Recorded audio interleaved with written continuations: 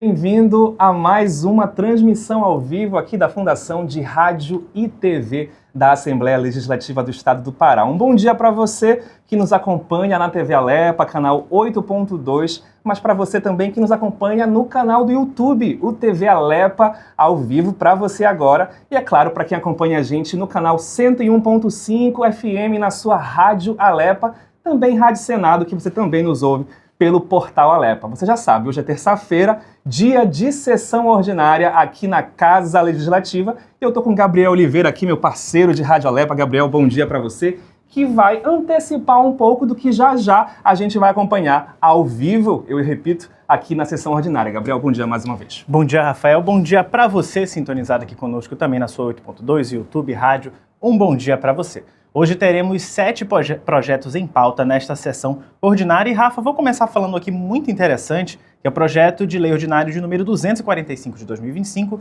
de autoria do deputado Fábio Freitas, que dispõe sobre o direito do consumidor de retirar encomendas em centros de logística ou distribuição, quando frustradas as tentativas de entrega e dá outras providências. Esse projeto que já teve pareceres favoráveis das comissões de Justiça, Finanças e Defesa do Consumidor. Projeto que interessa muita gente, né, Gabriel? A gente sabe que muitas vezes a encomenda não chega na residência de algumas pessoas que têm uma complexidade maior. Então, se você puder, assim, retirar diretamente lá no estoque da loja, é muito mais fácil, né? Eu vou até dar um exemplo, Rafa. Tenho amigos que moram em Ananindeua, perto dos centros de distribuição, e às vezes as tentativas de entrega não dão certo por não ter portaria, por morar em casa, e aí a pessoa não pode ir lá no centro, que às vezes é pertinho de casa, retirar o produto. Mas através desse projeto de lei, isso será possível após as tentativas frustradas.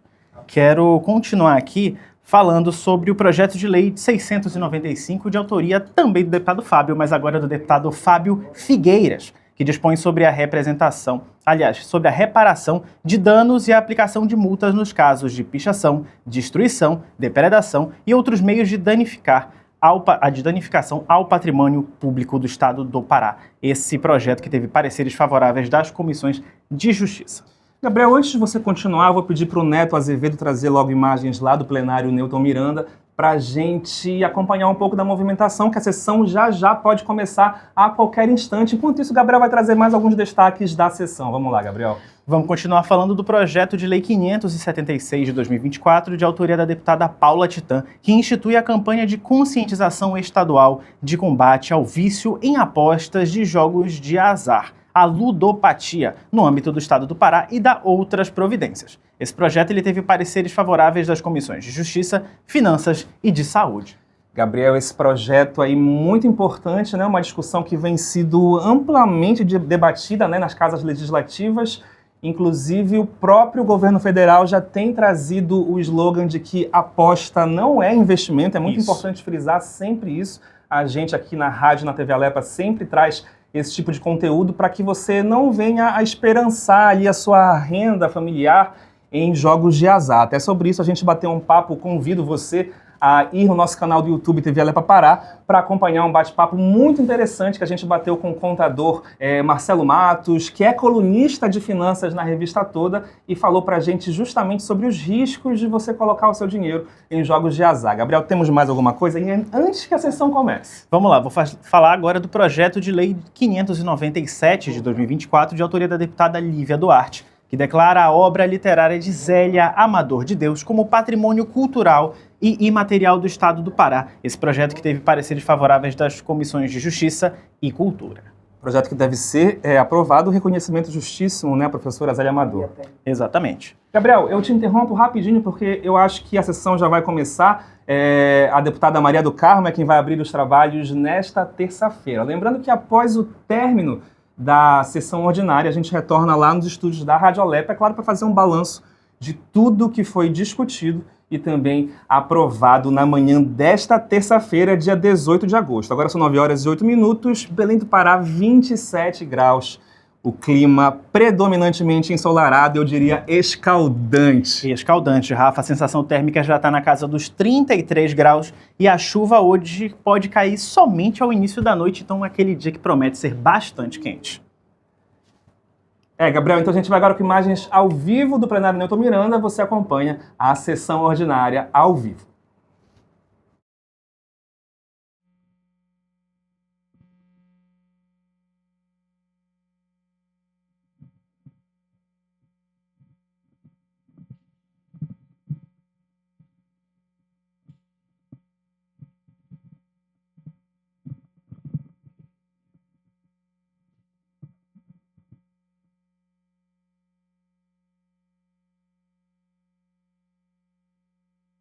Invocando a proteção de Deus em nome do povo paraense, iniciamos nossos trabalhos. Pequeno expediente, concedo a palavra aos oradores inscritos. Nosso querido Carlos Bordalo, por favor, passo a palavra, ocupe a tribuna, por favor.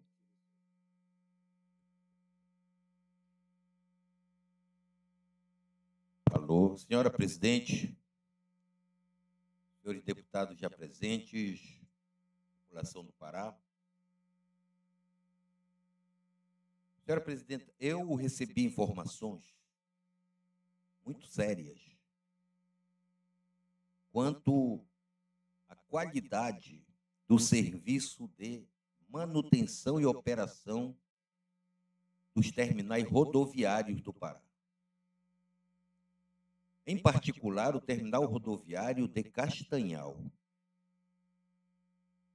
O terminal rodoviário de Castanhal é superavitário, o movimento de passageiros é intenso, ele serve como uma âncora regional para dezenas de municípios e a situação de abandono chama atenção. Tenho muitos amigos no terminal rodoviário de Castanhal, no de Capanema.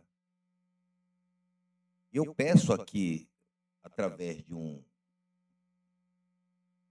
mensagem, que a agência reguladora dos serviços públicos do Estado e o Ministério Público Estadual realizem uma diligência e, ao mesmo tempo, providências para regularizar a situação do terminal de Castanhal em particular, mas que estenda essa fiscalização para todos os terminais rodoviários do Pará. Afinal de contas, o povo paraense merece respeito. Essa é uma concessão para uma empresa que já está há anos com essa concessão, e nós esperamos que essa empresa cumpra com seu dever.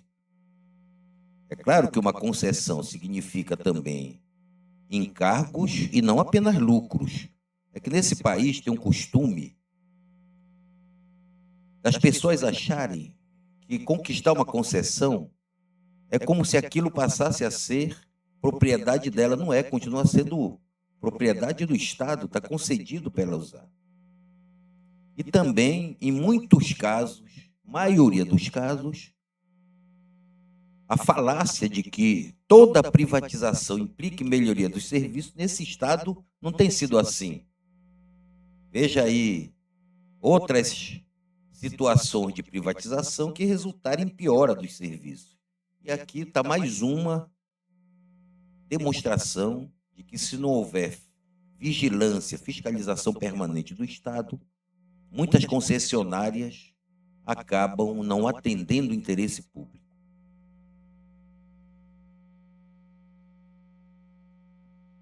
Também, senhora presidenta, estou solicitando, através de requerimento, voto de aplausos aos promotores de justiça, doutores Eric Ricardo de Souza Fernandes, Jairo do Socorro dos Santos da Costa e Márcio de Almeida Farias, e as promotoras de justiça, doutoras Lilian Viana Freire e Maiana Silva de Souza Queiroz, autores do projeto Energia Plena e Inclusiva, desenvolvido no âmbito do Ministério Público do Estado do Pará, pela relevante contribuição à promoção dos direitos humanos, da cidadania, da inclusão social e da dignidade da pessoa humana no Estado do Pará. Também dei entrada em moção solicitando ao governo do Estado atenção maior com atendimento no Hospital Filloyola. O Hospital Filloyola é um hospital muito importante. Eu tenho recebido diversas manifestações da sociedade, graças a Deus. Nosso mandato serve como esse veículo relatando dificuldades na operação dos casos de consulta, mas principalmente nos casos de exames, nos casos de cirurgias no Hospital Filó. Por enquanto era isso, senhora presidente, ele devolve a palavra. Muito obrigado.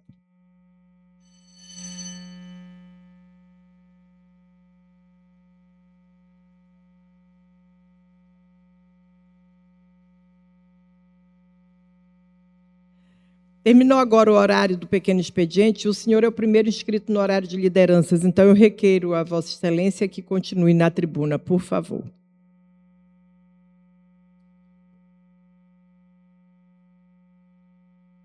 Então eu continuo, senhora presidente. Suas ordens são para serem cumpridas. Eu quero fazer um convite especial para uma sessão especial que vamos realizar no dia 19 de agosto, no dia 20 de agosto, desculpem,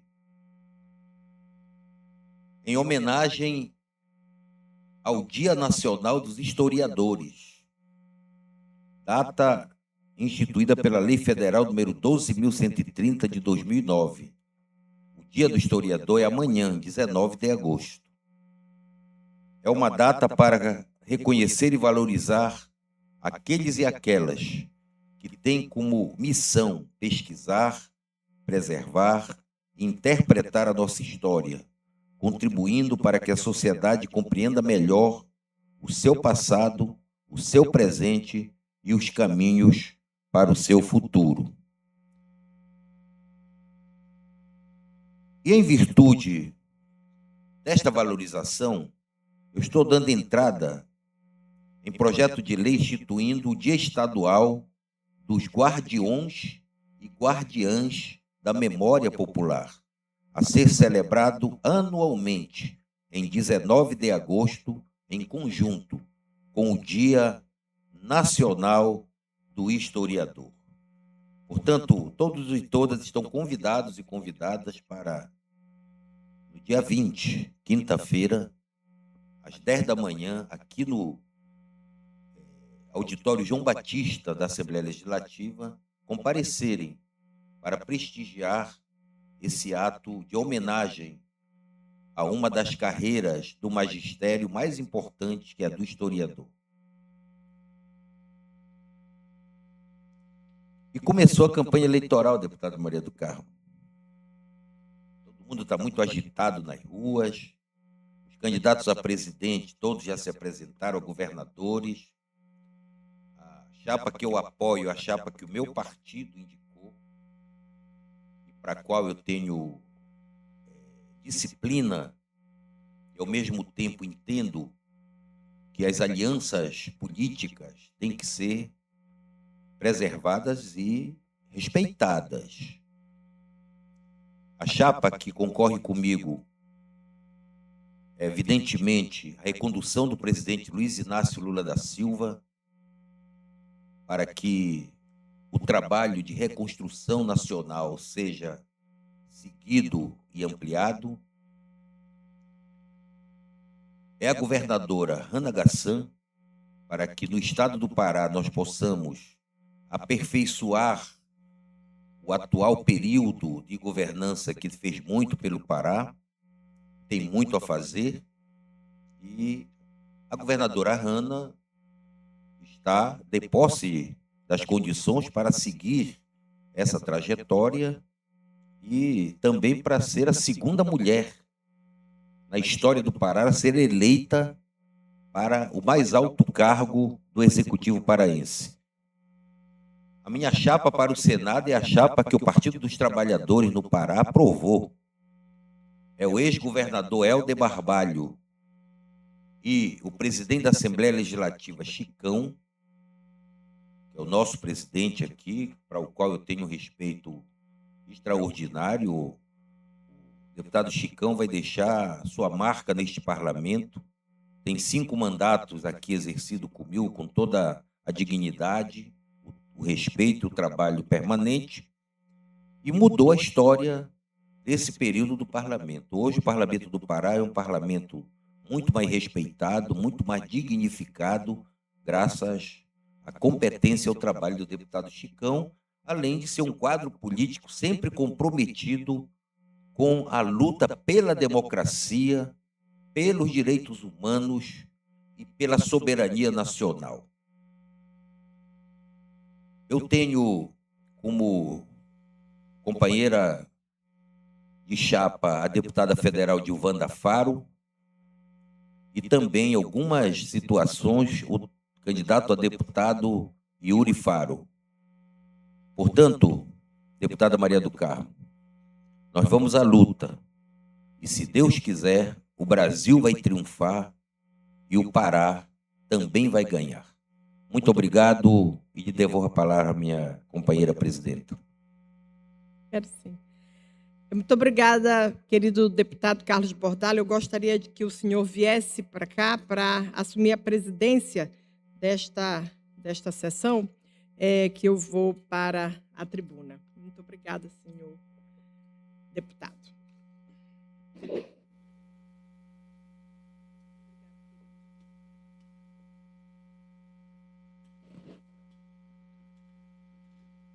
Assumo a presidência e passo a palavra, no horário de lideranças, à vice-líder do governo nesta casa, a deputada do Partido dos Trabalhadores, Maria do Carmo Martins. Com a palavra, companheira. Bom dia a todos e todas, bom dia aos meus pares. Estamos aqui iniciando mais uma semana dos trabalhos parlamentares e repercutindo que essa semana agora começou o período eleitoral. Portanto, penso que aqui nós vamos nos encontrar, mas cada vez mais em um número menor, senhor presidente. Haja visto que a maioria aqui colocou seu nome à disposição e são candidatos à reeleição, alguns são candidatos a deputado federal, e eu fico muito feliz de poder dizer que o meu nome está colocado para reeleição a esta casa aqui, para vir para esta casa. E que nesse início de período eleitoral, nós queremos parabenizar a nossa governadora Hanna, que começa, junto com o nosso deputado estadual Dirceu, uma caminhada, se Deus quiser, na direção da vitória. E eu quero aqui repercutir que ela é a nossa candidata à reeleição como governadora, com seu vice Dirceu Tenkaten, e nós defendemos aqui a chapa que consta nosso querido Helder Barbalho, nosso presidente Chicão, como os nossos candidatos a senadores. E nós temos vários candidatos a deputado federal, todos e todas com grande história de luta, e eu desejo que a festa da democracia, que começa agora, seja um período de, eu não posso dizer que de tranquilidade, porque o período eleitoral nunca é tão tranquilo assim, mas que haja respeito, que haja espaço para discussão das propostas de governo, que nós possamos transmitir para a população a concepção política que nós entendemos que é a melhor para o Brasil, a melhor para o estado do Pará, e colocar também as nossas propostas como candidatos a deputado estadual, a deputado federal. E eu sempre ressalto que existe muita gente que é lulista, né, que não é do PT, né, e que sempre diz assim que gosta do presidente Lula e que vai eleger o presidente Lula. Mas é muito importante que o time do Lula, né, as pessoas, os deputados federais e estaduais que estão com Lula, que sejam eleitos também, que recebam o voto daqueles que se dizem lulistas, porque senão a gente acaba elegendo um número grande de deputados federais que, quando vai para Brasília, vota contra os projetos e as propostas de interesse da maioria da população. Então, eu quero muito que esse período eleitoral seja um período de muito debate, de muita discussão, que nós possamos democraticamente fazer a defesa das concepções políticas que nós entendemos ser o melhor para o Brasil. A gente sabe claramente que são 2 projetos que estão sendo colocados à disposição da população do Brasil, né? E, com o decorrer dos dias aqui, eu vou comentar a respeito do que é um projeto, do que é o outro projeto. Então, nesse momento aqui que eu estou na tribuna, né, representando, falando pelo governo do Estado, haja visto que eu sou vice-líder do governo, eu quero aqui parabenizar a disposição da governadora Hanna em iniciar várias obras de construção de escolas municipais, de unidades básicas de saúde no nosso Estado e sempre colocando em primeiro lugar pautas como a segurança pública e a segurança específica das mulheres, ela que tem sido defensora, muito claro, da defesa de políticas para diminuir o feminicídio e a violência contra a mulher. E eu quero aproveitar esta manhã aqui, quando a gente começa oficialmente mais um período eleitoral no nosso país, eu quero usar a tribuna para parabenizar uma pessoa a quem eu tenho no mais alto respeito, que é a doutora Lília Regina Furtado Braga, promotora de justiça do Ministério Público do Estado do Pará, pela posse na terceira entrância do Ministério Público do Estado do Pará, em Santarém. Quero parabenizar a doutora Lília Furtado, que tem sido uma mulher à frente do seu tempo, na defesa intransigente dos direitos dos quilombolas, da diminuição da desigualdade social, na defesa dos direitos dos indígenas, na defesa dos direitos dos nossos ribeirinhos, na defesa dos direitos do LGBTQIA+, ela que está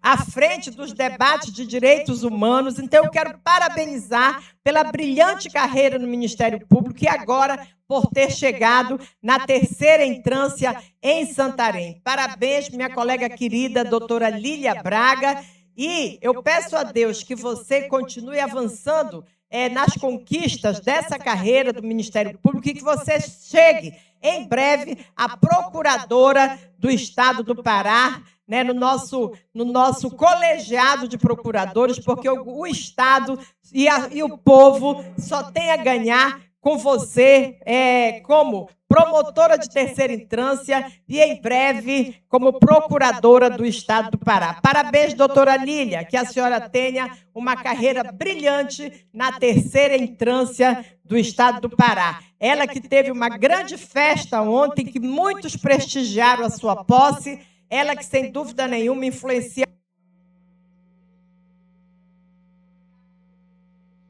Obrigado, deputada Maria do Carmo. Eu posso utilizar a sua homenagem à promotora Lília Braga, estender também a minha, uma grande promotora de justiça e, sem dúvida, o Pará ganha, Santarém ganha. Eu chamo para usar a palavra, no horário de liderança, o coronel Nil, deputado do PL, que já está na tribuna para seu pronunciamento. Bom dia a todos, bom dia, deputado Bordala, deputadas e deputados aqui presentes, o povo do Pará, TV Alepa e Rádio Alepa. Venho aqui primeiro falar em prol da segurança pública. Tivemos aí recentemente, numa rede de comunicação de TV, aí saiu a pesquisa referente aos estados, falando sobre o que o povo mais tem reclamado e mais precisa. E na parte do norte e nordeste, o que deu mais foi o número 1, disparado, foi segurança pública. Já a parte de sul, sudeste, para lá, foi a saúde. Onde começa a ter maior índice de população, caso São Paulo, Rio de Janeiro, vem a parte de precariedade de saúde. Aqui, em segundo lugar, ficamos surpresos, foi a parte de infraestrutura, que é a parte de rodovias, vias, saneamento básico. E a saúde vem em terceiro e quarto, vem o restante dos requisitos. Então, a gente tem caminhado pela segurança pública, tentando fortalecer a segurança pública, e sabemos que vamos atingir também a saúde, vamos atingir a educação e o saneamento básico, porque sem segurança não tem saúde, sem saúde não tem segurança, e assim vai essa vertente que nós temos trabalhado aí, fortalecendo a parte odontológica, fortalecendo a parte de câncer. E aí eu venho para a segurança pública, eu dei entrada num projeto na época, indicativo, e foi aprovado em todas as instâncias e mandado na época para o governador, se não me engano, ele já tem. E que dizia o seguinte: a gente mexia no artigo 105A da Lei 7.730, que é um projeto também de lei de minha autoria, que é o rei convocado É aquele policial que foi para a reserva, mas ele ainda está com idade boa, está com bem de saúde e quer voltar para a polícia para dar mais um pouco de trabalho, mais de segurança pública para a população. Então, a gente reconvoca o policial da reserva, ele vem para a ativa, fica como reconvocado, faz o serviço de guarda administrativo e quem ganha é a população, porque a gente pega esses policiais da ativa que estão no serviço administrativo e joga para a rua.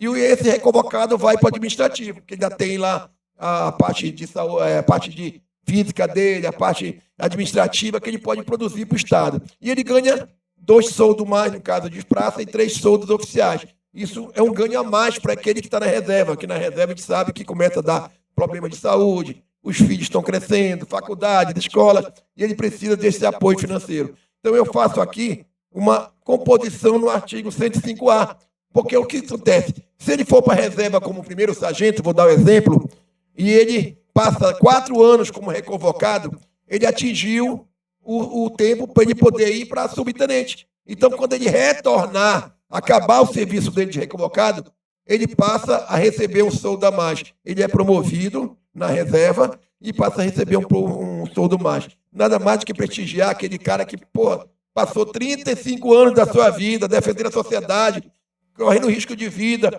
conseguiu bater seu teto e vai voltar para a corporação para dar a sua folga, a sua vida, que ele contribuiu durante 35 anos, de novo para a corporação, e quando ele completar seu tempo, ele volta ganhando um soldo a mais. E somos reconvocados, porque o nosso futuro lá na frente é que as instituições passam a trabalhar com todas as instituições com reconvocado. Vamos dar exemplo, Ministério Público, Tribunal de Justiça, Assembleia Legislativa, isso lá no futuro, na frente, todas essas instituições vão ter um policial reconvocado, porque quem ganha é a sociedade. Aí pega o policial da ativa, igual eu, cumpri meus 30 anos, e para trabalhar os 30 anos na rua, produzindo como população, no operacional, no principalmente ostensivo.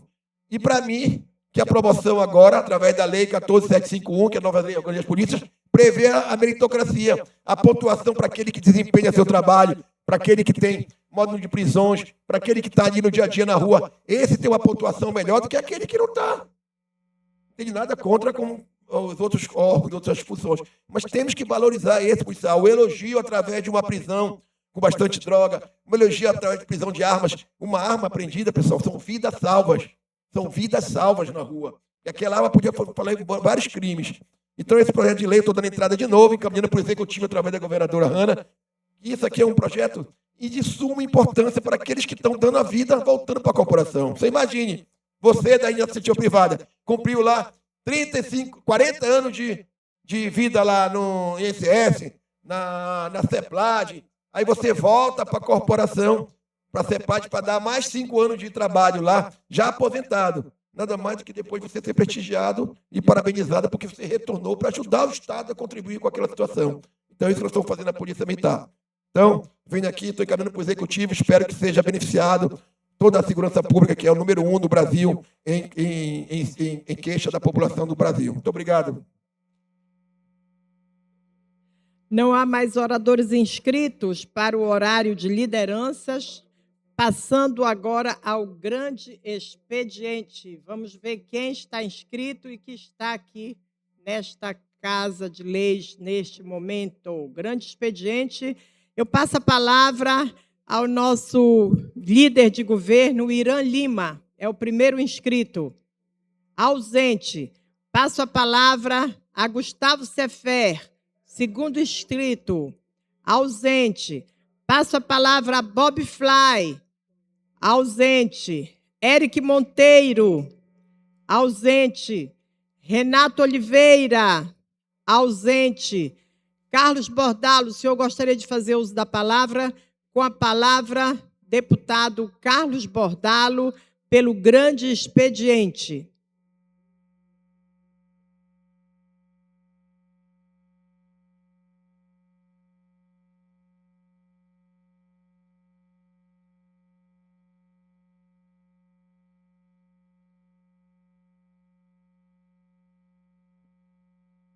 Senhora presidente,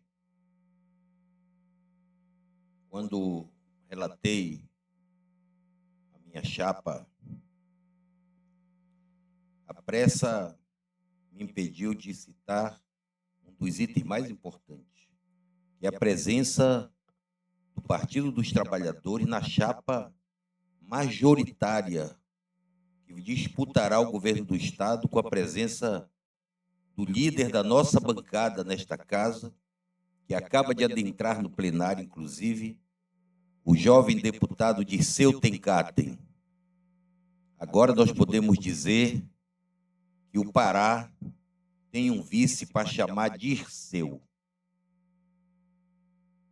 Parabéns, companheiro Dirceu, pela conquista, pela chapa.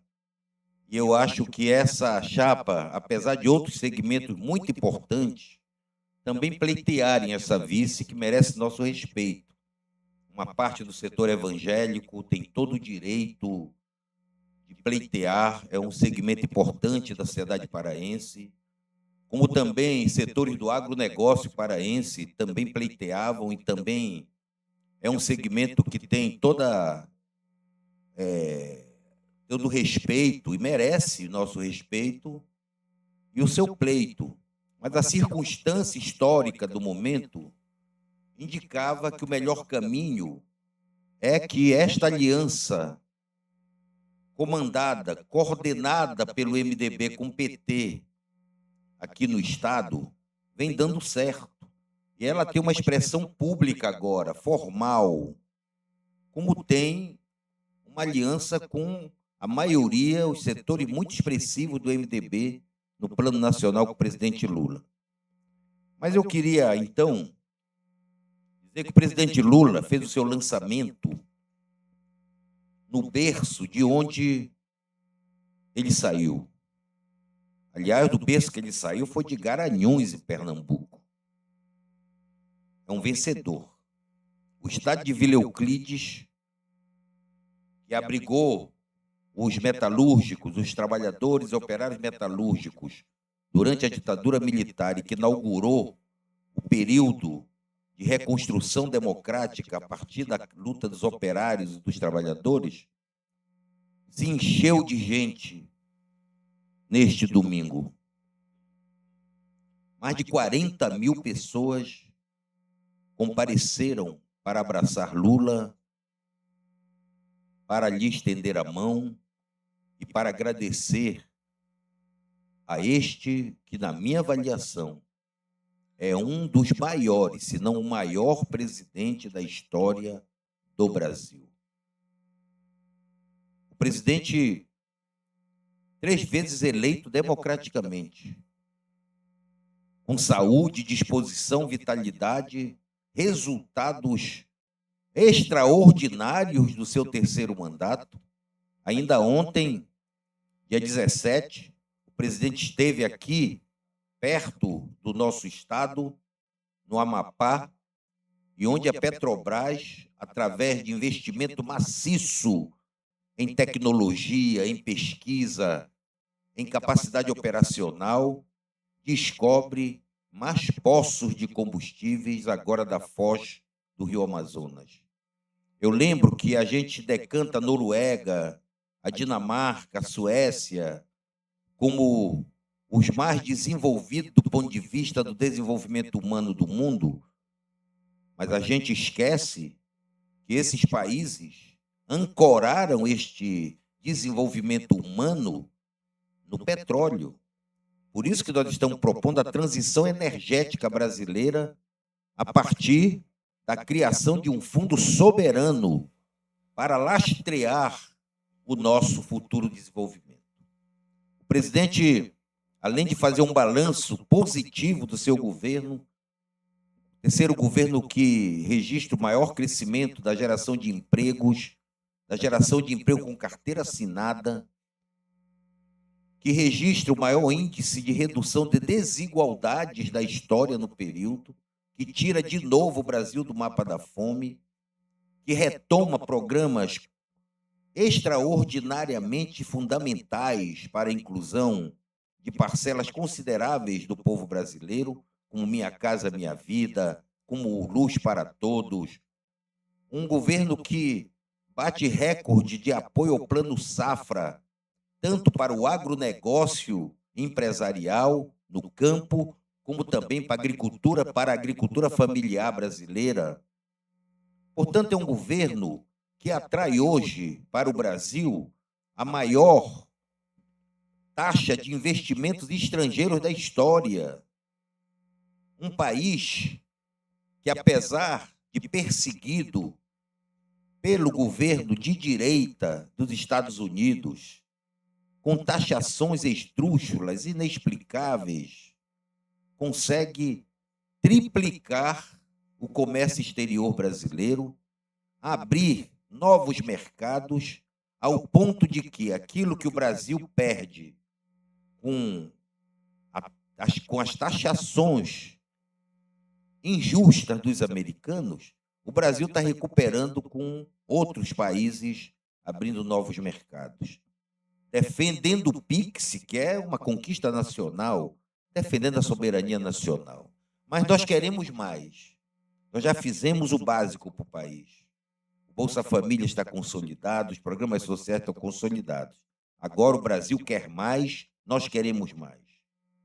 O presidente sustentou o seu programa de governo nos seguintes eixos: o fortalecimento da democracia, porque nada disto teria sido possível sem democracia.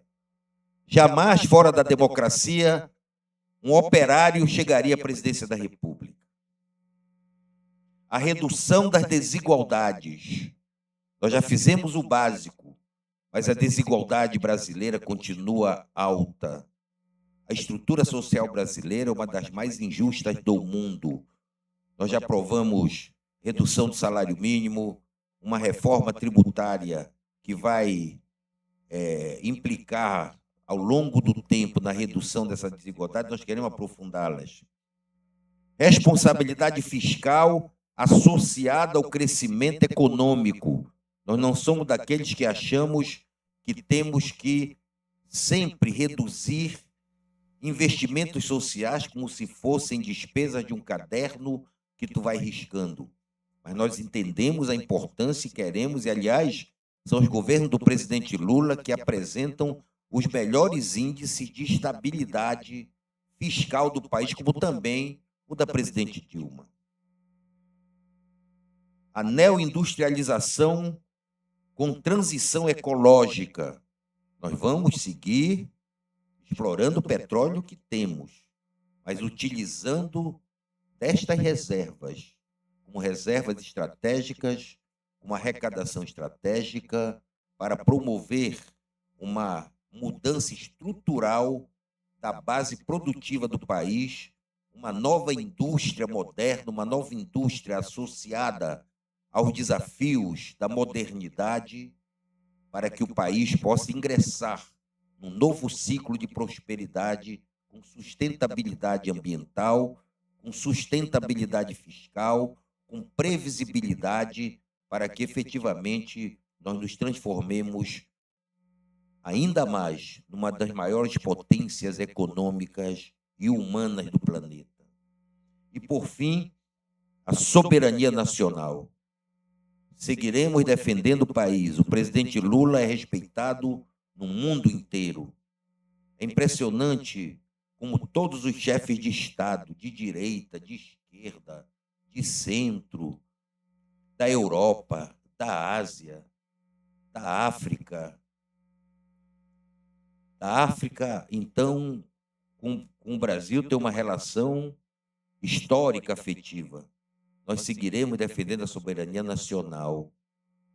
O nosso país não é quintal de ninguém. O nosso país não é colônia mais de ninguém. Nós já fomos colônia. Não queremos voltar a esse passado que provocou tantas desigualdades para o nosso país. Soberania nacional com democracia, com crescimento econômico, pautado na estabilidade econômica, no respeito ao meio ambiente e na previsibilidade das regras jurídicas do país, irão promover essa prosperidade. Por isso, o presidente se apresenta ao país com um programa para que seja avaliado e, se Deus quiser, reconduzido para o seu 4º mandato, que será o último. e Lula ficará para a história do Brasil como o maior líder político que já passou pela sua história. Muito obrigado, senhora presidente, lhe devolvo a palavra.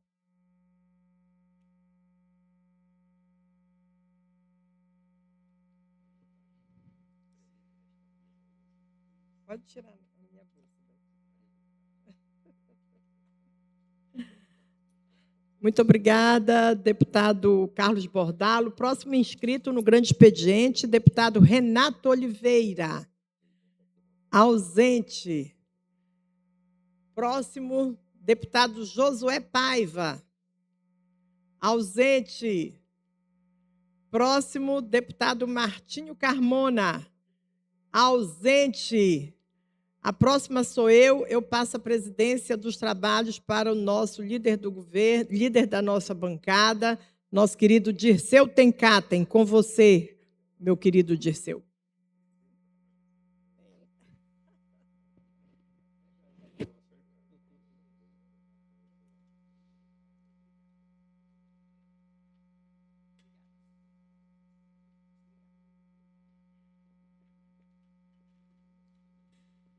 Pelo grande expediente, com a palavra a deputada Maria do Carmo.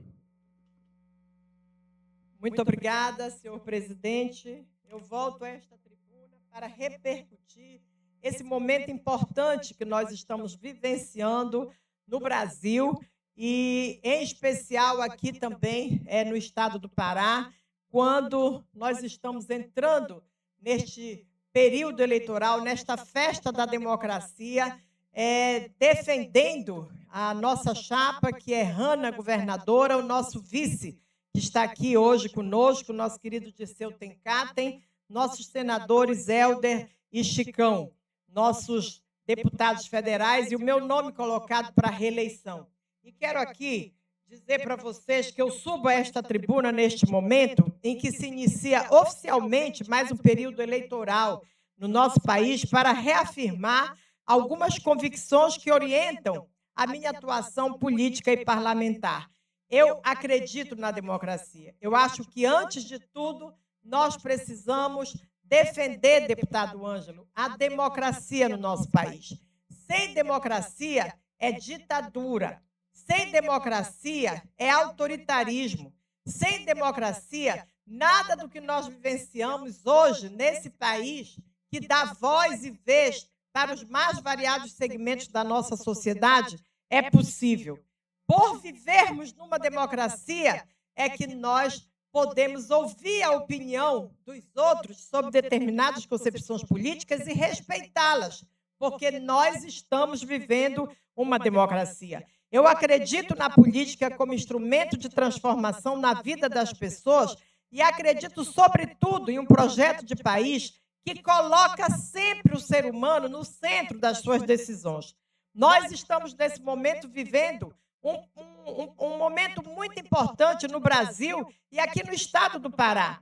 Depois de tantos anos de dificuldades, de ataques às instituições e de abandono das políticas públicas fundamentais, o país voltou a discutir e a vivenciar crescimento econômico, geração de emprego, valorização do salário mínimo, combate à fome, fortalecimento do SUS, educação pública, ciência, moradia e inclusão social. E eu não tenho dificuldade nenhuma em dizer do que lado estou. Estou do lado desse projeto político, um Estado que cuida das pessoas, um Estado de que permite que as pessoas possam vivenciar e um Estado que trabalha. Estou do lado de quem precisa da escola pública, do posto de saúde, da universidade pública, da assistência social e de oportunidades para construir uma vida melhor. É por isso que considero tão importante o projeto que vem sendo conduzido pelo presidente Lula em nível nacional. Não porque seja um governo perfeito, nenhum governo é. Nós ainda temos muito a conquistar. Deputado Nil, nós ainda temos muito a avançar. Muito. Principalmente em algumas políticas importantes, como que o senhor acabou de colocar aqui para nós, que é a questão da segurança pública. E o governo federal tem obrigação de ajudar os governos estaduais e municipais a fazerem a segurança pública dos seus munícipes. E nós defendemos que o governo federal invista em segurança pública, que possa ter políticas de segurança pública para ajudar aquele que vive no município. Porque uma cidade, ela pode parecer pequena, mas é na cidade que a gente vive. Não é no país, não é no estado, é na cidade que a gente vive. Portanto, é a cidade que precisa de políticas públicas importantes para as pessoas viverem melhor. E eu sei que nós ainda precisamos avançar muito, mas acredito que o Brasil precisa continuar avançando em uma direção que combata a pobreza, que reduza a desigualdade social e devolva ao povo a autoestima e a esperança de que o Estado pode ser, sim, um instrumento de justiça social. E essa discussão nacional também tem que chegar aqui no estado do Pará. Nós estamos vivenciando um Pará que avança nas mais diversas políticas. Nós vivenciamos um governo que estava à frente, o nosso querido Helder Barbalho, que avançou nas políticas sociais, avançou nas políticas que conquistaram a maioria e deram à população uma melhor qualidade de vida. Nós somos um estado rico em recursos naturais, em cultura, em biodiversidade e, principalmente, de gente trabalhadora. Mas ainda convivemos com algumas desigualdades enormes que a governadora Hanna está se propondo a diminuir e, muitas delas, a erradicar essas desigualdades. Não podemos aceitar que um estado tão importante para o Brasil ainda continue vivenciando questões de infraestrutura, algumas comunidades sem alguns serviços básicos e famílias que precisam de apoio. Por isso, nós precisamos que esse projeto, que está aqui no Estado, avance e vai avançar com a nossa governadora Hanna e o nosso vice-governador Dirceu Tenkaten, que vai estar ao lado da Hanna para avançar, para investir em mais obras, precisando garantir que esses investimentos cheguem, meu querido Dirceu, aos municípios menores, ao interior, à população, para que ninguém fique à margem desse projeto de desenvolvimento econômico e social que a governadora Hanna e você, como vice-governador, defendem aqui para o nosso Estado. E tem uma coisa muito importante, meu querido Dirceu Tenkaten: o Estado do Pará precisa continuar a dialogar com o governo federal. E eu sei que você vai ajudar muito nesse debate, porque muitas das conquistas que nós estivemos aqui, principalmente na COP30, onde nós vimos que a gestão da governadora Hanna ali foi uma prova de que ela tem capacidade para gerir recursos, ela tem capacidade de gestão. Quando ela pôde, na COP30, quando o governo federal foi transferido para cá, a pedido, inclusive, do nosso presidente Lula. O presidente Lula colocou bilhões de reais na mão da governadora Hanna, bilhões de reais aqui no Estado, e ela fez essa gestão e demonstrou que é capaz de fazer uma boa gestão, que é capaz de utilizar dinheiro público sem escândalos, sem desvios, sem corrupção, que foi isso que foi feito na COP30. E esse debate que aconteceu na COP30 é muito, em parte, pelo diálogo do presidente Lula com o governador Helder Barbalho, deve continuar também agora, e o Dirceu, como vice-governador, eu não tenho a menor dúvida de que vai, sim, avançar nesse debate. Nós não podemos, no estado do Pará, ter um governo que não dialoga com o governo federal. Não pode. Então, nós precisamos que seja o diálogo do governo federal com o governo do estado para que a gente possa avançar nas conquistas que são tão importantes para cá.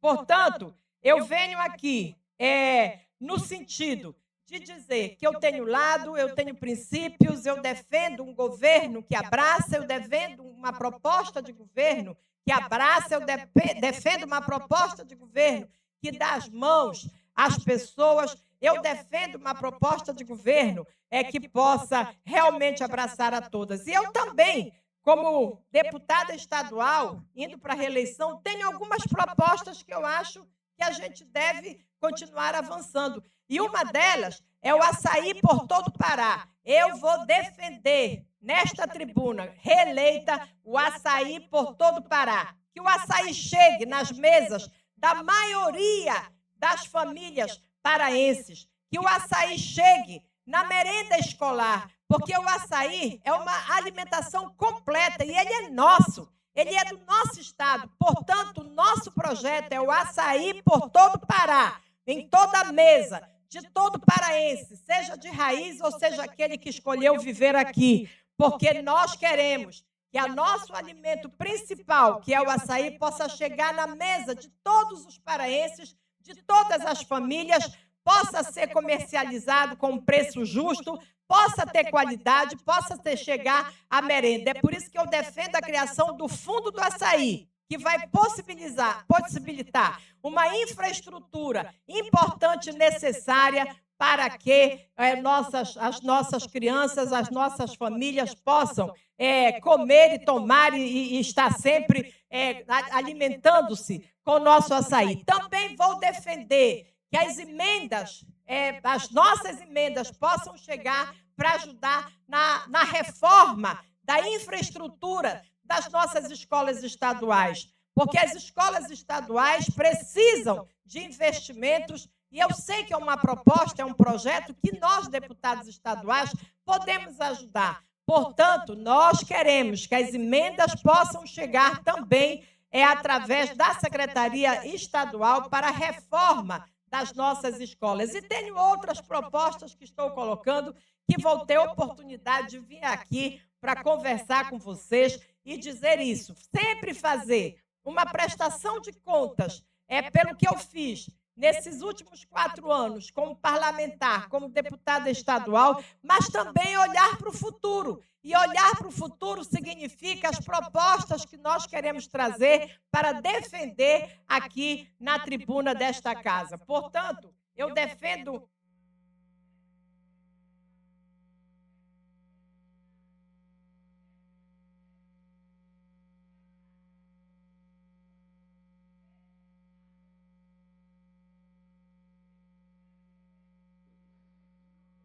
Mais um minuto, por favor, para a deputada concluir. Obrigada, senhor presidente. Eu quero repercutir o fim da greve dos professores em Santarém.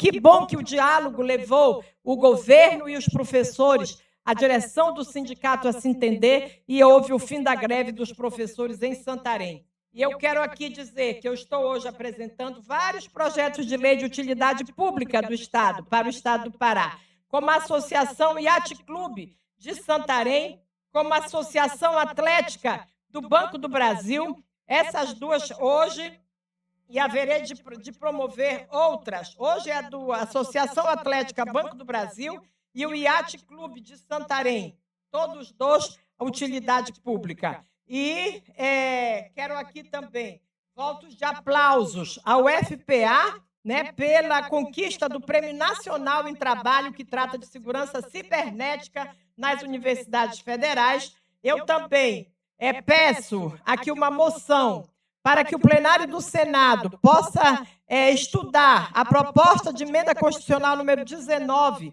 de 2024, para que ela possa ser, que é a categoria de enfermagem, que é um pilar para o funcionamento do SUS. Obrigado, deputada Maria. Ainda no grande expediente está inscrito o deputado Coronel Nil.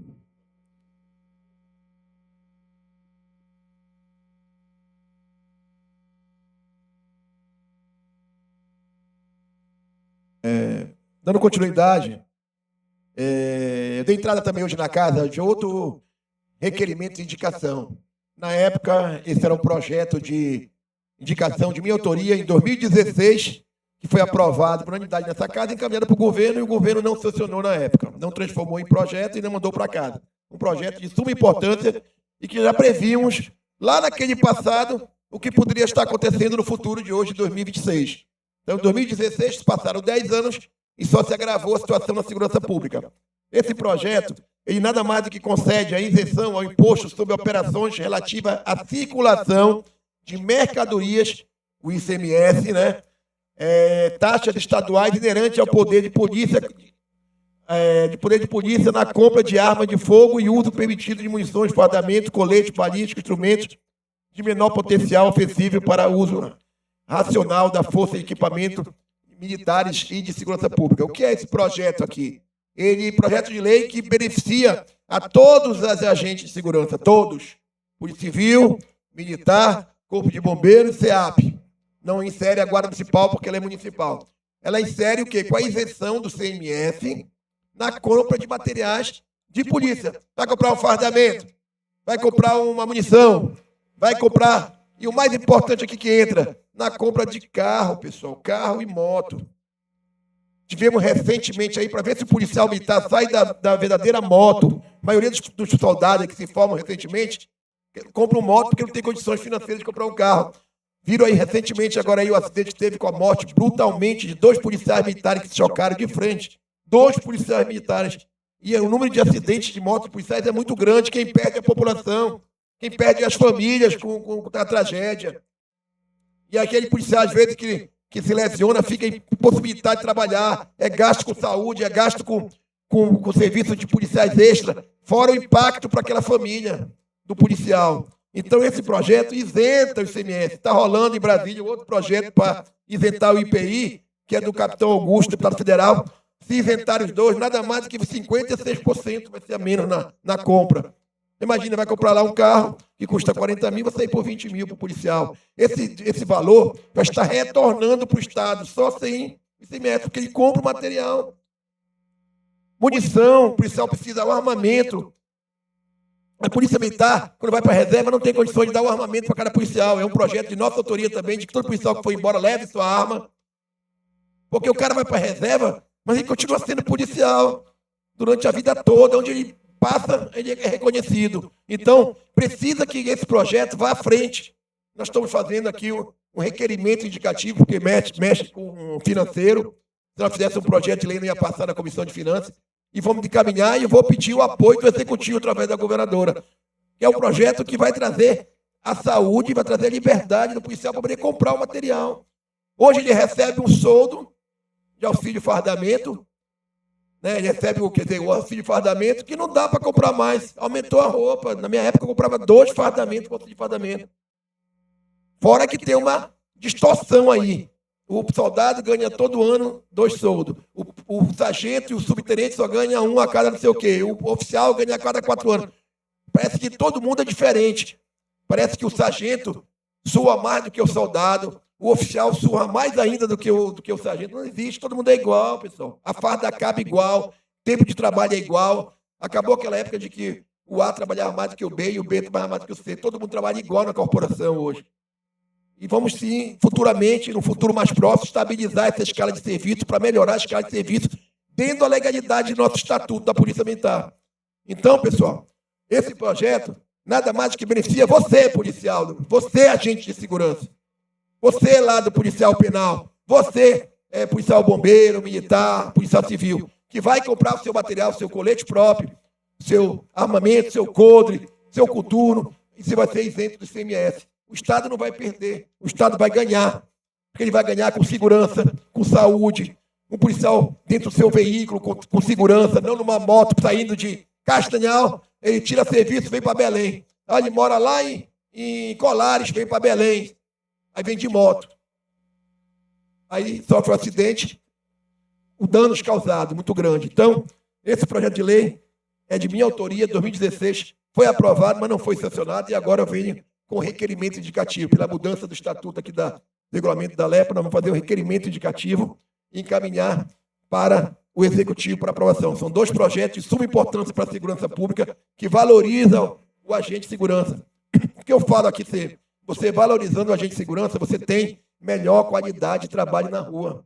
É igual dentro de uma empresa, ou dentro de uma escola, ou dentro do grupo de professores, você valorizar aquele profissional da educação, você tem com melhor qualidade de ensino. E a mesma coisa a gente faz com a agente de segurança. Quando você valoriza aí, você tem uma qualidade de escuro. E estamos cobrando já um outro requerimento, cobrando o que foi conversado aqui e que seria a coisa. Primeiro é a promoção para setembro. Seria uma grande promoção. Continuo cobrando essa promoção. E o triênio. O triênio foi feito todo o impacto financeiro, foi feito tudo certinho. Se não dá para entrar agora, aprova esse ano, mas com impacto financeiro para 2027. Pronto. Foi aqui uma conversa, foi em cima do aumento, que foi de 6%, muito pouco esse aumento, pouquíssimo para o policial, e valoriza o policial através do triênio. Esse é um projeto que foi feito pela Polícia Militar, viu? Tem um papagaio de pirata que fala numa rede social aí, que está falando que o projeto, que não é meu não, o projeto é da Polícia Militar, através do Executivo, e que vem para a gente, para nós, como deputados, fortalecemos nas comissões e aprovarmos. E eu abracei essa causa e fui para cima. E cobrei do Executivo e estou cobrando o triênio. Então, tu, papagaio de pirata, que fala em rede social aí, vê direito as coisas aí e vê o que está falando. Que só fala besteira. Me admiro de ti. Então, vamos sim trabalhar em cima do triênio, trabalhar em cima da promoção e trabalhar em cima desses projetos de lei. Só assim a gente fortalece a segurança pública. Foi isso que nós fizemos. E eu vou dar um exemplo para esse papagaio de pirata que fala em rede social aí. Em 2013, enquanto tu tinha sido expulso da polícia, eu fiz só de flagrante 387 flagrantes na delegacia. Eu acho que não fizeste nenhum, porque tu nunca foste de rua. 387 flagrantes. Isso quer dizer que no mínimo um flagrante tem 2 presos. Nós botamos quase 700 presos na cadeia, no presídio. Enche um presídio, viu? Então, tu para de falar muita besteira, que eu não vou nem debater contigo, te dar moral, que tu não tem, tu és um morto já. Então, pessoal, precisamos sim defender a sociedade, dando qualidade de trabalho para o agente de segurança. Quando eu falo aqui, eu falo em todos os agentes de segurança. Não falo só da Polícia Militar. Todos os agentes de segurança. Desde a Polícia Civil, Militar, Corpo de Bombeiro. Entendeu? Falamos aí.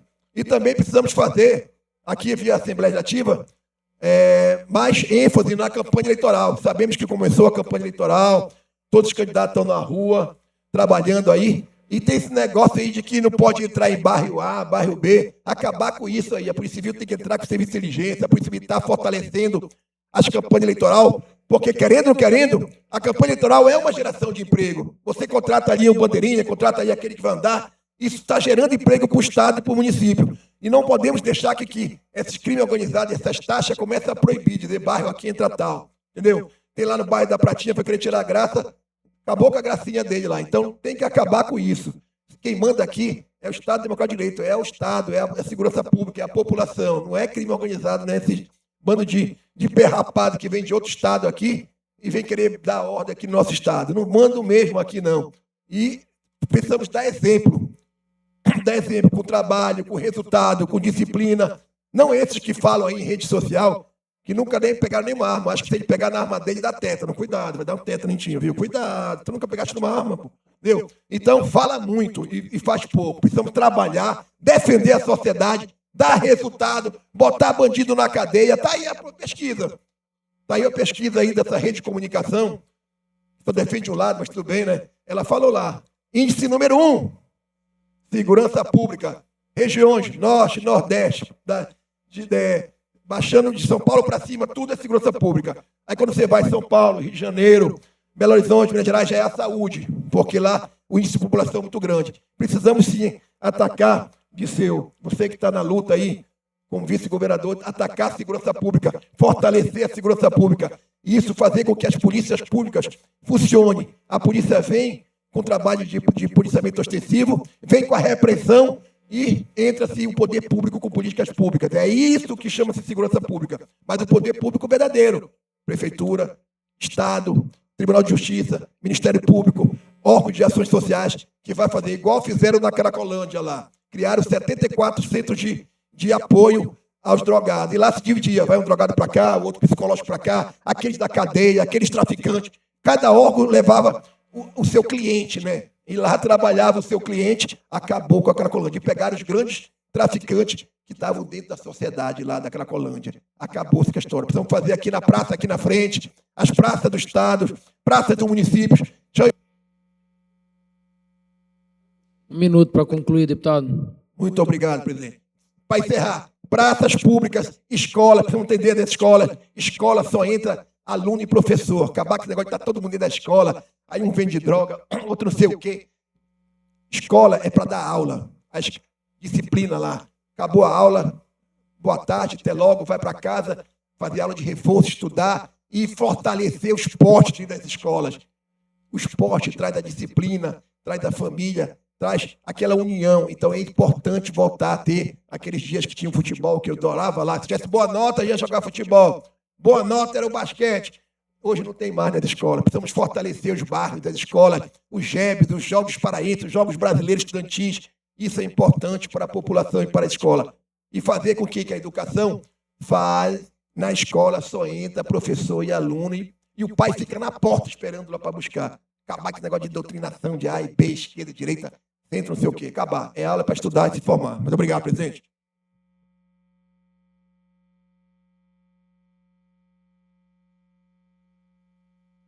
Ainda pelo grande expediente está inscrito o deputado Ângelo Ferrari.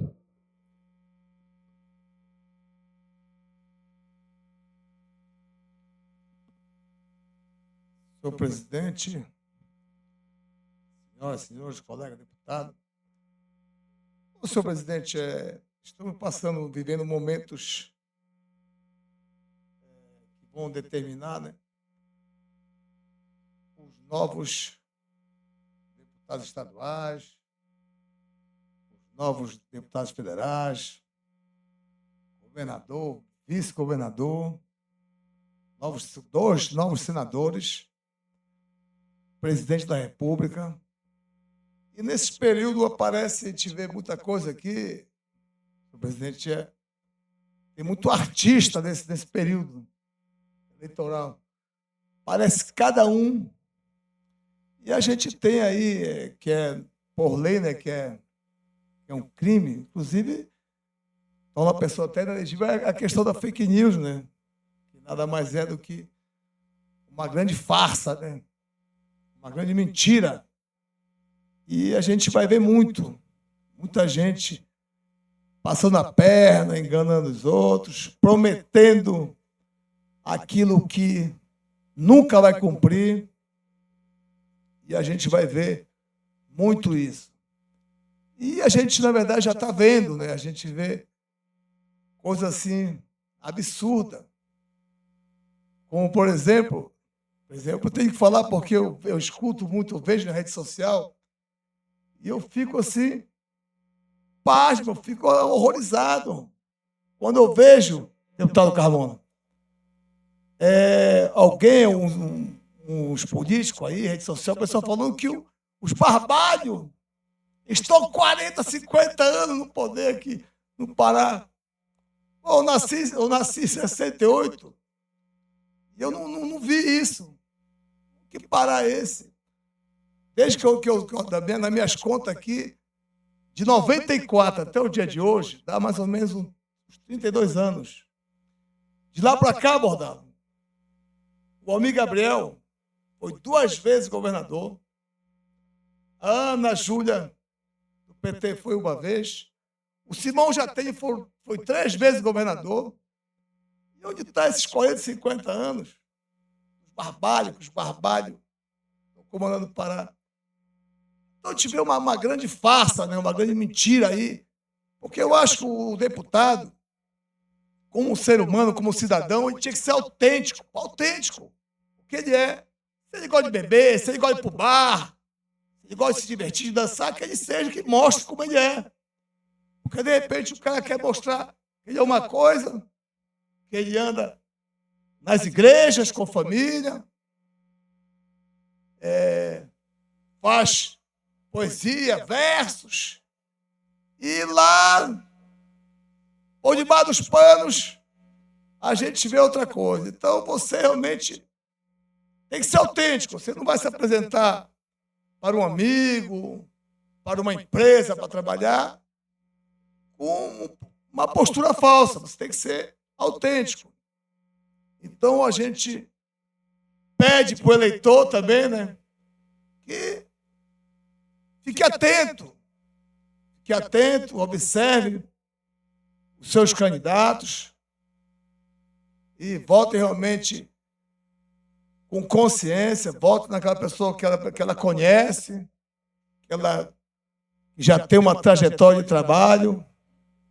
Isso aí nós estamos há 45 dias praticamente da eleição, então tem bastante tempo para o eleitor, né, refletir, observar e ver realmente aquele que fala a verdade, aquele que o que ele é aqui na tribuna, o que ele é na casa dele, o que ele é nos palanques, que seja realmente uma pessoa verdadeira que possa realmente trabalhar em prol da população, porque, afinal de contas, a pessoa que vai lá para a urna, ela vai levar uns, digamos, no máximo 1 minuto, né, para votar, mas o resultado daquela votação é um resultado que vai determinar aí uma gestão de 4 anos.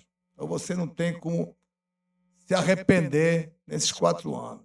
E quando eu escuto também falar, eu escuto muito, porque esse governo não fez nada, não faz nada. Rapaz, eu fico também pasmo, rapaz.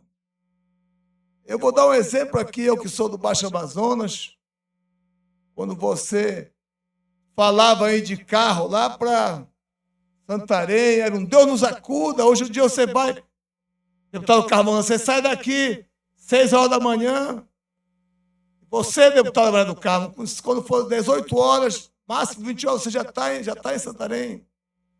Está faltando apenas 100 quilômetros de pavimentação, que é no trecho de Medicilândia até Uruará, que já está sendo providenciado também o asfaltamento da famosa Transamazônica, que é a BR-230. Logo, logo, o povo daquela região vai estar sendo agraciado, beneficiado por mais um trabalho. Então, vejo aí o governador Helder, o governo Helder, junto com o governador Arrana também, onde foi asfaltado também o trecho de Uruará até Santarém. Nós temos ali a PA 254, a Vicinal Coamba. Então, nós tivemos aí milhares e milhares de quilômetros de pavimentação no nosso Pará. Então, o que eu tenho que dizer aqui, a gente tem que ser verdadeiro, dar a César o que é de César. Eu não vi, desde que eu nasci, nenhum governador trabalhar mais do que o governador Helder Barbalho. Eu não vi. Se alguém viu, me mostre, mostra quem trabalhou mais do governador Helder. Sem falar na COP30, que foi realmente, eu penso que foi um marco aqui na nossa região, aqui no norte do Brasil. E todo o planeta conheceu ou ouviu falar em Belém do Pará. Belém do Pará. Eu vou dizer isso aí, meu presidente, porque lá na Itália os parentes ligavam para ele e diziam que só ouviu falar. Era toda hora, a televisão mostrava lá Belém do Pará. E todo mundo tem a oportunidade de vir aqui conhecer nossas riquezas. E isso a gente tem que dar o mérito ao governador Helder, que trouxe investimentos de bilhões de reais para a nossa capital, para o nosso estado. Lógico que nem tudo é perfeito. Lógico que ainda tem muita coisa para ser resolvido em qualquer lugar no Brasil, como em São Paulo, como é no Rio de Janeiro, como é em Salvador, como é no Ceará, em Fortaleza. Então, a gente tem que dar os méritos para quem tem. Então, aqui eu venho me pronunciar aqui neste momento para falar de uma gestão que nós fizemos parte, eu como legislador, junto com os colegas, que são 41 deputados ao todo aqui, também contribuíram. Nosso grande parceiro Chicão. Eu também, que aqui, deputado Disseu, eu participei, estou no meu segundo mandato. Eu vi 2 gestões aqui, né, nessa casa aqui. A minha gestão, nós tivemos aqui, foi os 2 primeiros anos que eu me tornei deputado. Eu tenho que dizer que foi um desastre. Não teve nada de bom aqui e não deixou saudade para nenhum funcionário desta casa. E temos aqui a segunda gestão que está aí até hoje, que é do deputado Chicão, que realmente mostrou um grande ser humano, um grande administrador, um cara competente, parceiro e amigo de todos os deputados aqui, todos. Até mesmo uns aí que falam grosso, que chamam o nome para todo lado aí. Eles pensam que eles são mais homens que os outros. Aí a gente fica calado para evitar, né? E a gente escuta aí toda hora, rapaz, cada nome aí que não está nem para repetir aqui. Eles acham que eles são mais machos do que os outros. Deputado de céu, esses caras não são de nada, rapaz. Os caras são só garganta. E fala a verdade. Então, o certo é o caboclo vir aqui, o cara que vai ser candidato, o cara que vai pedir voto, que fale a verdade e não conte mentira, não tente passar a pé de ninguém. Seja... Dá só mais 10 segundos aí. Minuto para concluir. Que o cabra seja homem, rapaz, não vai contar mentira. E quando você falar, prometer alguma coisa, prometa o que você pode fazer, meu irmão. Não vá contar mentira, porque a mentira tem perna curta, papai. Obrigado, deputado Ângelo. Ainda estamos no horário de grande expediente. O deputado Martinho Carmona está inscrito. Com a palavra, deputado Carmona.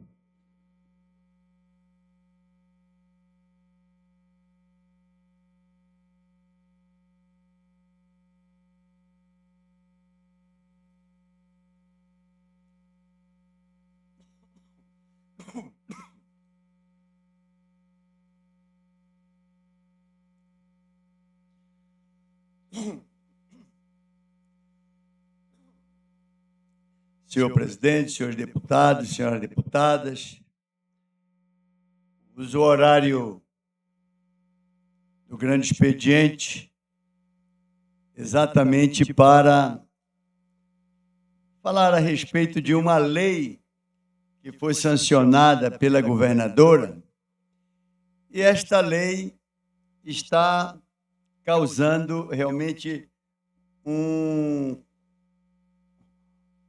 reboliço nas famílias.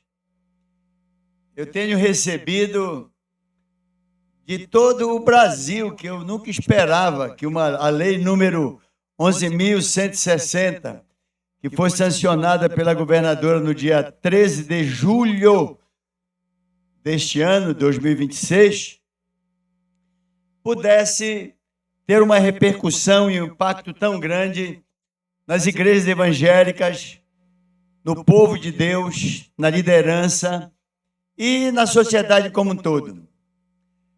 A lei, ela garante as instituições que menciona o âmbito do Estado do Pará, a atribuição do uso dos seus banheiros de acordo com a definição biológica do sexo. E a Assembleia Legislativa estatui e eu, governadora Hanna, sanciono a lei. Os templos de qualquer culto localizados no âmbito do Estado do Pará terão garantida a liberdade, deputada Maria do Carmo. É para garantir a liberdade, não é para impor nada. Vossa Excelência tem feito alguns comentários na direção desta lei, não entendo realmente qual é a sua posição ainda. Mas o que nós estamos garantindo para os evangélicos, para os católicos, é que haja liberdade na igreja. Se ela quiser, ela faz o banheiro para os trans. E se ela não quiser, ela não faz. Não há uma imposição de fazer, nem a obrigação de fazer. É uma lei que elas dá a liberdade. Se um padre, deputada Ana Cunha, na sua paróquia, quiser fazer o banheiro, faz. A lei não está impedindo. Mas se a comunidade que ali está, que tem princípios e valores, bastante definidos pela palavra de Deus. Não quer, então não faz. Quando uma pessoa adere a um grupo, deputada Ana Cunha, esta pessoa, se ela se enquadra com aquele grupo, ela fica. Se ela não concorda com aquele grupo, ela não fica. Deputado Irã, agora, sabe o que está acontecendo quando um condomínio vai ser formado? A lei autoriza que quem comprar um lote naquele condomínio tem que antes passar pelo critério dos que já compraram. Se por um acaso a pessoa que vai comprar, ela não é uma pessoa que seja aceita por motivos diversos. Agora mesmo, aquele grande jogador, o Ronaldinho, ele foi barrado num condomínio lá em São Paulo. O pessoal entendeu que o estilo de vida dele, de pagodeiro e etc., não combina com o estilo daqueles que fizeram aquele condomínio. E porque não combina, o nome dele foi rejeitado. Ele não é marginal, ele não é criminoso, ele não é traficante, não é nada. Então, o que esta lei aqui, o que ela garante, é a liberdade. E está aqui, como diz o texto aqui, os templos de qualquer culto localizado no âmbito do Estado terão garantida a liberdade para atribuir o uso dos banheiros de suas dependências de acordo com a definição biológica do sexo pela denominação masculina e feminina e não por identidade de gênero.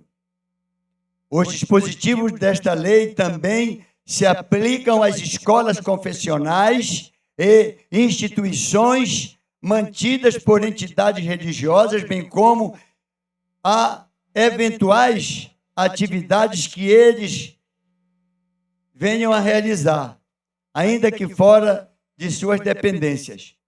Esta lei entra em vigor na data da sua publicação. Assinada, governadora Hannah Gazan Tuma, a quem agradecemos imensamente por ser uma católica, por ser uma pessoa que tem sensibilidade familiar, porque é mãe, mas várias instituições, pelo menos 2 ou 3, esquerdistas, entraram com uma pretensa ação de inconstitucionalidade.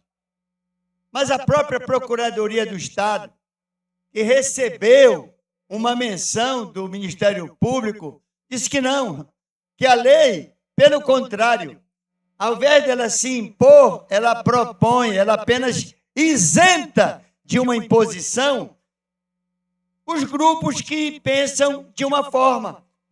Quer dizer, quem pensa de uma forma diferente quer impor sobre os outros a sua forma de ser. Uma pessoa, um homem que se sente mulher, ele diz que ele se sente mulher, aí ele pode entrar no banheiro de uma criança, de uma adolescente. Qual é o pai, qual é a mãe, qual é a avó, qual é o avô? Quem é que vai ficar satisfeito com isso que, no nosso entender, inclusive, é uma covardia? Então, por isso, a repercussão desta matéria, o povo cristão, de um modo geral, está indignado com essas forças esquerdas que, de uma forma violenta para com a família, sobretudo, acima de tudo, para com as crianças e adolescentes, insistem em querer fazer disso uma plataforma política eleitoral. Mas a governadora Hannah, ela foi firme, muito firme, e disse: não, eu sou mãe, eu sou governadora, eu sou responsável, eu sou a favor da família. E é essa a bandeira que nós defendemos aqui, é a família. A família, ela preserva por suas crianças, ela preserva por seus adolescentes.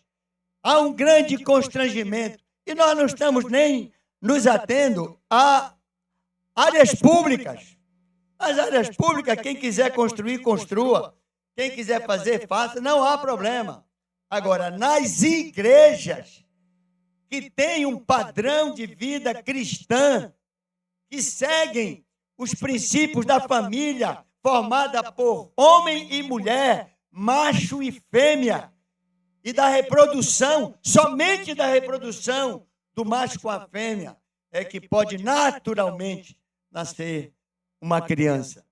Então, fica aqui mais uma vez a nossa gratidão à governadora Hanna por ter sancionado, por ter feito lei a possibilidade de liberdade, de não nos constranger, nem padres, nem bispos, nem a ser bispos, nem católicos, nem evangélicos, nem diáconos, nem diaconisas, nem obreiros, nem obreiras, nem o povo de Deus.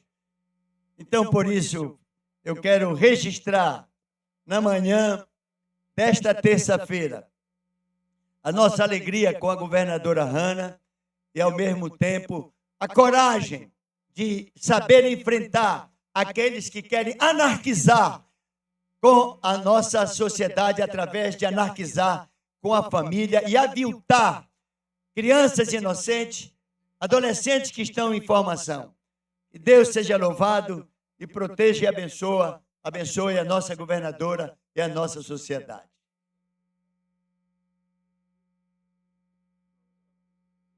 Não temos mais oradores inscritos para o grande expediente.